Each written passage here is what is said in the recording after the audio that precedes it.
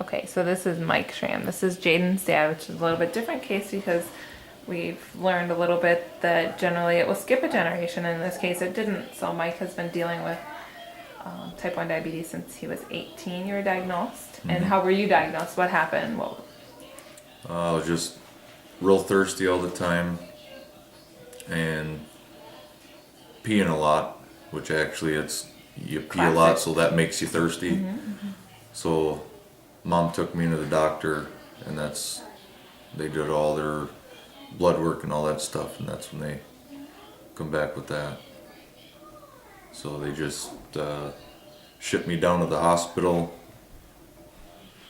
I think it was actually the next day, and yeah, that's when I got trained on how to do all the shots and all that stuff. Were you still in high school then, or were you out of high school at that time? I just graduated. Okay. I think it was actually in the spring, so I think I was just graduated for a couple months.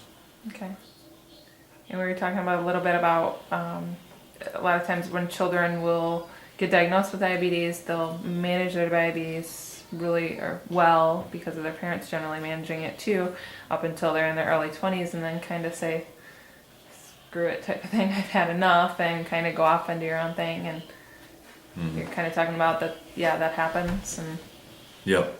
Yeah, you just kind of get tired of dealing with it, and so you just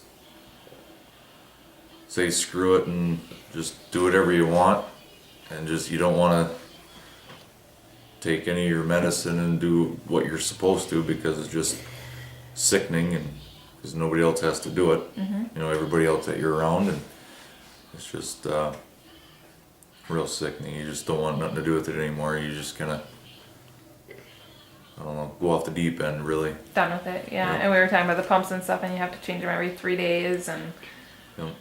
that's a pain. Yep. And you always got to carry all the supplies with you if you go somewhere, and make sure you got enough medicine and everything else. So, Think about it all the time. yep. In the summertime, the sticky thing that's on your skin, you sweat and that thing peels off. So you got to change it more often than every 3 days. But Because the sticky thing is attached to the needle and the catheter, so you can't just change the pad around it, correct? You'd have to change out the whole yeah, thing, so you'd have to re-stick yourself in order to change it. yep, because that's sticky thing's actually holding the little It's part catheter of it. thing It's all in part your of it. skin. Yeah. Okay.